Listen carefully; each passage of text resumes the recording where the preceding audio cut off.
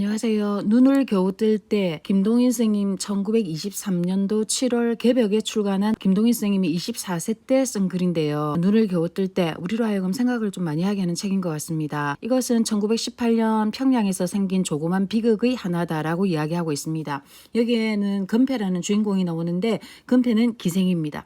기생인데 아주 인기 많은 기생이죠. 그래서 처음 시작은 뭐냐면 평양 4월 초파일의 풍경에 대해서 나옵니다. 4월 초파일에 물놀이에서 배를 타고 그 불놀이를 즐긴다라는 거죠. 대목에 보면 정답게 빛나는 불 밑에서 그들은 웃으며 즐기며 춤추며 날뛰면서 하루 종일 받은 괴로움을 잊으며 오늘날의 이를 어지러움을 생각하지 않으려 한다. 1년에 한 번 혹은 두 번씩 만인이 함께 모여서 함께 즐기며 함께 덤빌 기회를 또한 만들어내 주었다. 이게 4월 8일의 불놀이다에 대해서 여러 번 이야기하고 있습니다. 그리고 이 대동강가에서 사람들이 모여서 이제 불놀이를 즐기죠. 그렇게 하면서 그 중에서도 이제 대부분은 무태 육지에서만 불놀이를 바라보는데 금패는 이제 배를 타고 자기 손님과 함께 불놀이를 구경하게 됩니다. 거기서 배가 한짝 얻고 싶다. 무태 서 있는 사람들이 말하지 않는 말은 이것이겠지 이렇게 하면서 여기는 온갖 것을 초월한 삶의 문제가 있다. 그리고 또 그만큼 배에 한 짝을 얻듯한 사람은 행복된 사람이었다. 금패도 이 행복된 사람 가운데의 하나였다. 여기까지만 보면 금패는 문제될 것이 아무것도 없습니다. 금패는 아름답고 금패의 그 인생관은 뭐냐면 자기가 멋스럽게 살다가 가면 된다라고 생각했고 그 다음에 자기 또래의 모든 그 아낙네들보다 자기가 아름답고 이쁘고 그다음에 좋은 옷을 입었고 얼굴을 잘 치장을 하였으므로 자기는 부족한 것이 없다라고 생각을 하고 있었죠. 그래서 기생세다고 사람 손님 셋이 타서 이렇게 구경을 합니다. 구경을 하다가 거기서 이제 드디어 그 금패의 인생의 전환점이 될 만한 말을 한마디 듣습니다. 여학교 학생들을 만난 거예요. 금패는 그 방아 타령을 부르면서 배에서 정성스럽게 잘 놀았죠. 반 넘어 늙었으니 다시 젊지는 못하리라 이렇게 하면서 정말 재미나게 잘 놀고 있습니다. 그다음에 또 이제 이 책을 읽다가 제가 느낀 거는 1923년도에도 사이다가 있다라는 거예요. 자, 사이다를 이제 뭐 마시고 이렇게 하면서 놀죠. 근데 거기에 이제 여학도를 만난 거예요. 근데 이제 이 금패는 여학도들이 자기를 부러워할 거라고 생각합니다. 내가 그 여학도들보다 옷도 잘 입었고 정말 괜찮다라고 생각을 했던 거죠. 금패는 자랑스러운 듯한 적개심으로 머리를 잔뜩 들고 경멸하는 눈을 여학생의 배에 향했죠. 그런데 그때 그 여학생이 이렇게 이야기합니다. 옷이나 잘 입으면 뭐래? 너 이제 10년만 지내봐라. 네 것들이 꼴이 뭐가 되니? 미처 시집도 못 가고 구주쭈하게 살 걸 이렇게 이야기합니다. 옷이나 잘 입으면 뭐해? 10년만 지나봐. 너 꼬라지가 어떻게 되나 한번 봐라고 이야기를 하는 거죠.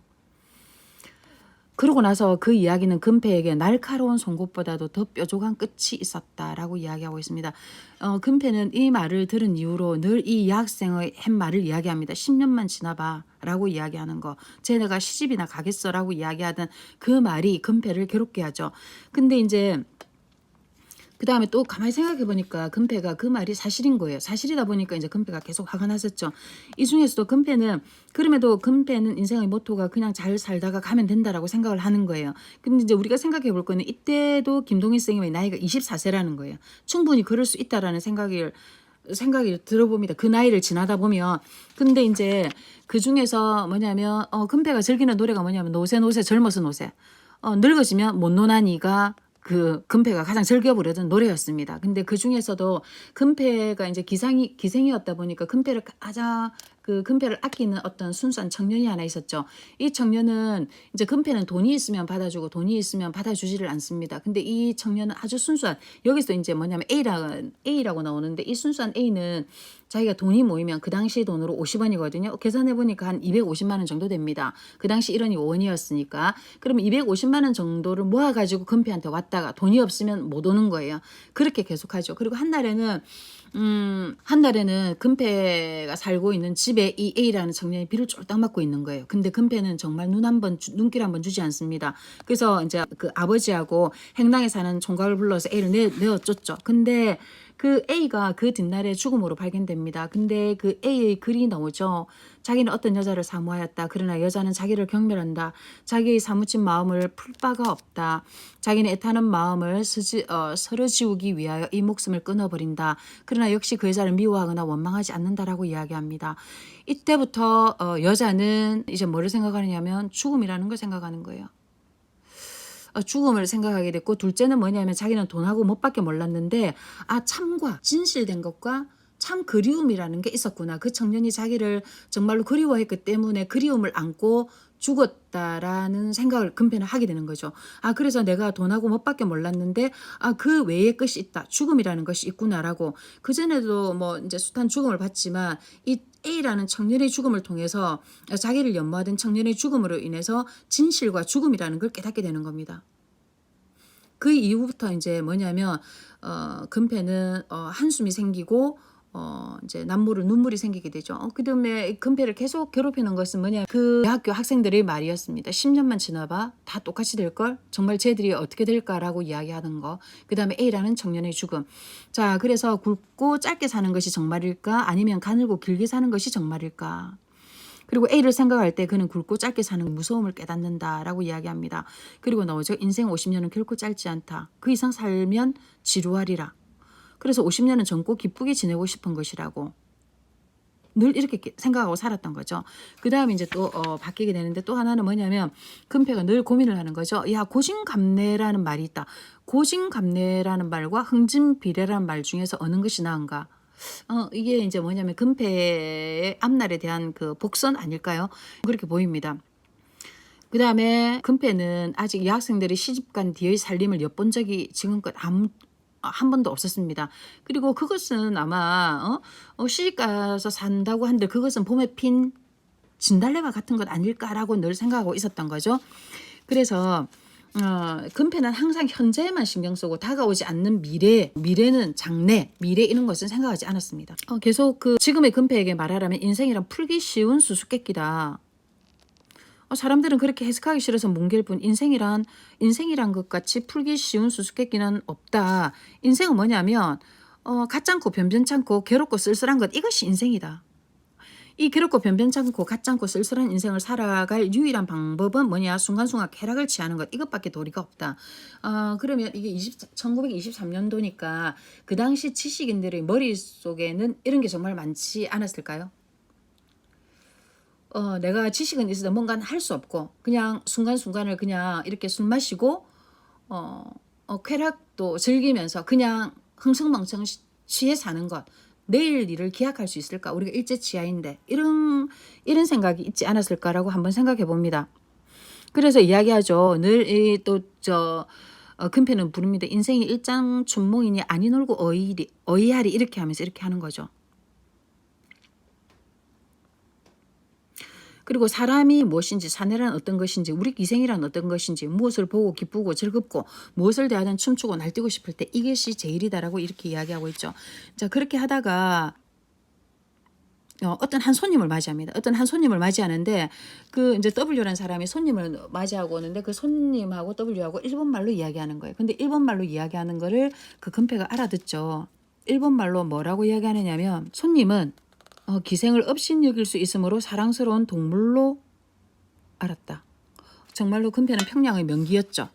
그렇죠? 사람들이 이제 기생을 보는 눈에 대해서 알게 되는 거예요. 이제 그 여학생의 그 말이 있고 난 뒤에 10년만 지나봐 그 이후에 뭐냐면 이제 다른 사람들이 말이 귀에 들어오는 거예요. 이제 그 이후로 뭐냐면 모든 것을 보려 하였고 들으려 하였고 알고자 하였고 생각하고자 하였죠. 그러니까 사람들이 뭐냐면 기생을 갖다가 업신여길 수 있는 사랑스러운 동물이며 부모는 뭐라고 하느냐면 돈벌이로 잡은 것이다라고 보고, 예수 믿는 사람들은 마귀로 여기고 도학자들은 요물로 알며, 그 다음에 노동자들은 뭐라고 하느냐면 그냥 내가 돈만 있으면 살 수 있는 물건으로 생각한다라는 거예요. 늙은이나 젊은이나 한결같이 그들은 다만 춘정을 파는 아름다운 동물로 알 뿐 인격을 가진 사람으로 보지 않는다라는 거를 금패가 알게 되는 거예요.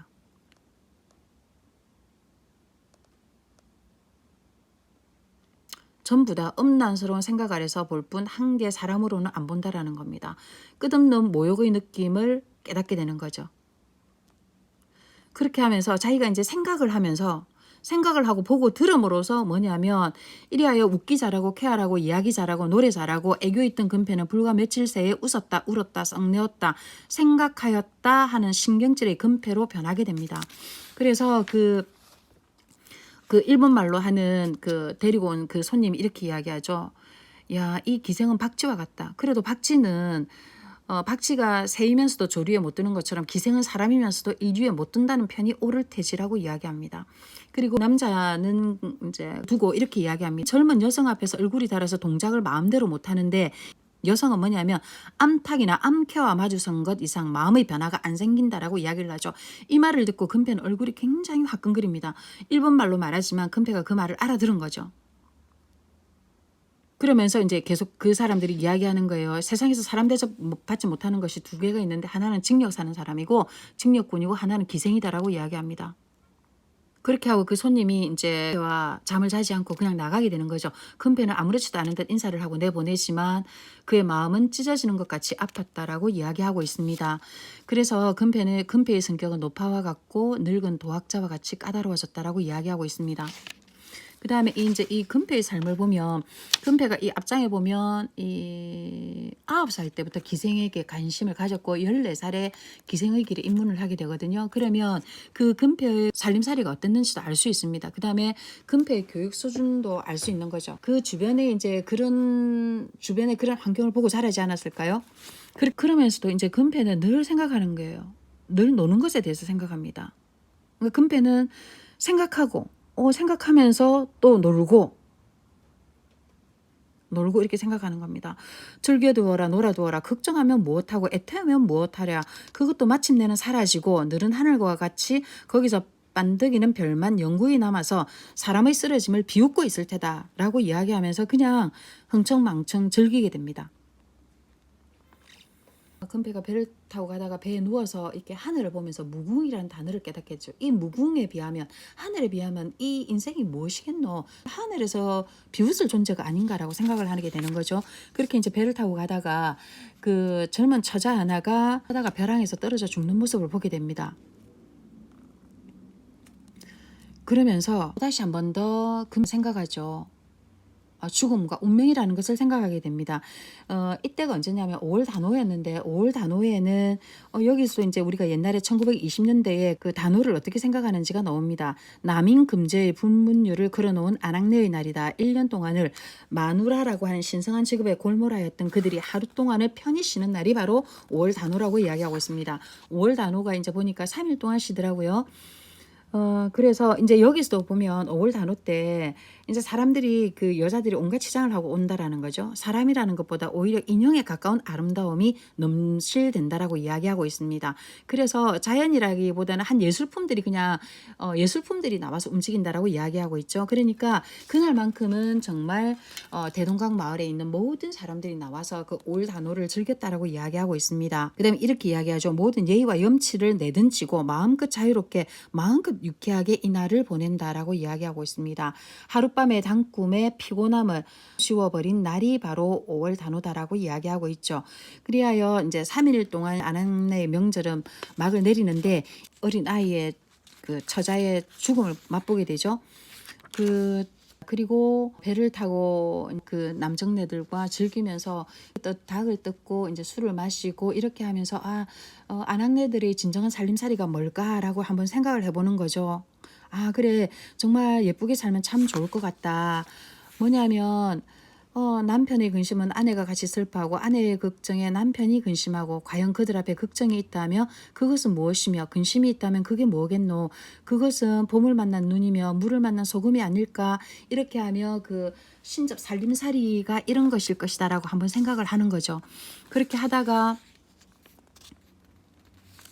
이제 드디어 금패가 이제 맥주가 아닌 이제 정말 그 술을 마시게 되는데요.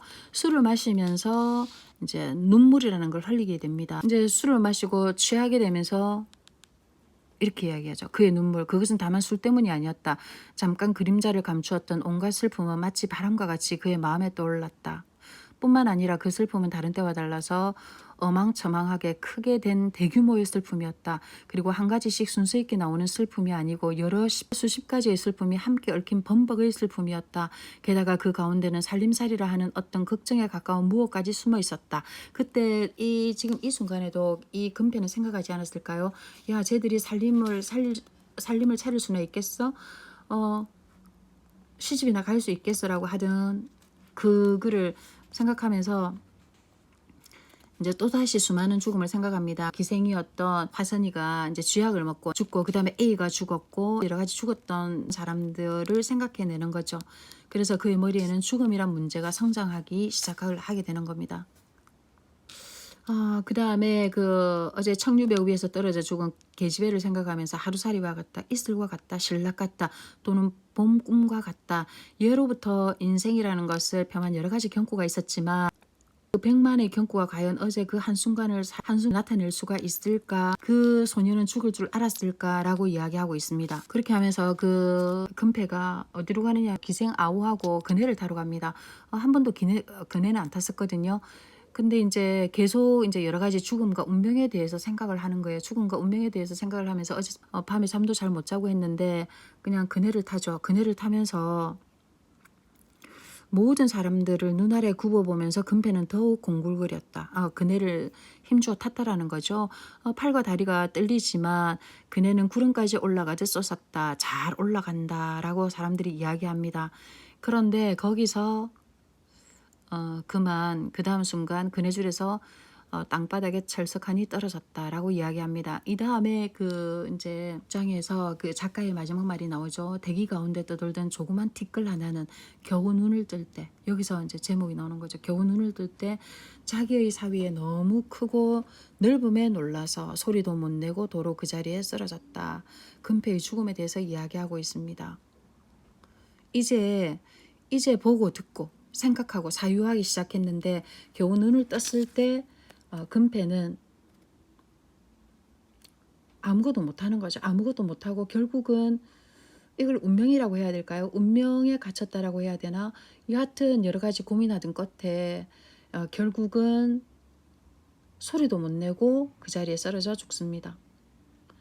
그리고 눈을 겨우 뜰 때의 서편은 여기서 끝났다라고 이야기하고 있죠. 여기서 보면 김동인 작가 선생님이 그 24세 때의 고민이 고스란히 드러나는 것 같아요. 아무것도 할 수 없는 지식인들. 그 다음에 사람 운명과 죽음. 그 다음에 어떤 사람은 여학교에 다니게 되고, 어떤 사람은 기생이 되고, 어떤 사람은 이제 뭐냐면 꽃 따다가 벼랑에서 떨어져 죽고, 어떤 사람 A라는 청년은 그 기생을 그렇게 순정을 품다가 기다리다가 죽고, 그 다음에 배는 드디어 이제 자기 인생에 대해서 뭔가를 생각하기 시작했을 때 죽음을 맞이하는 거죠. 근데 결국은 뭐냐면 여기서 말하고자 하는 거는 인생이 뭔가라고 하는 것 같아요. 인생이 뭔가. 이 우주의 무궁무진한 우주에 비하면 그 정말 조그만 티끌과도 같은 우리는 뭘 하고 살아야 되는가에 대한 거죠. 그래서 즐기는 것이 뭐가 나쁜가라고 이야기하고 있지만, 그리고 인간이 사유하고 생각하고자 할 때 벌써 운명이라는 틀에 갇혀서 이렇게 그냥 소리 없이 죽지도 않는가라고 이야기하고 있습니다. 그 다음에 저는 이 금패라는 기생을 통하여서는 정말 시대도 잘 만나야 되고, 그 다음에 주변에 자랄 수 있는 환경도 중요하고, 부모도 잘 만나야 되고 라고 이야기하고 싶습니다. 제가 늘 비슷한 말이지만 이게 1920년대 작품이지만 1919년에 태극기를 들고 대한독립 만세를 외치던 유관순도 있었잖아요. 근데 이제 이 금패와 유관순의 차이점과 그 다음에 그 감자에 나오는 그 여자의 그 공통점은 뭐냐면, 유관순은 배웠다라는 게 교육을 받았다라는 거예요. 그래서 이 교육받지 못한 금패는 아까 그 여학교 학생들이 그 한마디에 깨닫게 되는 거거든요.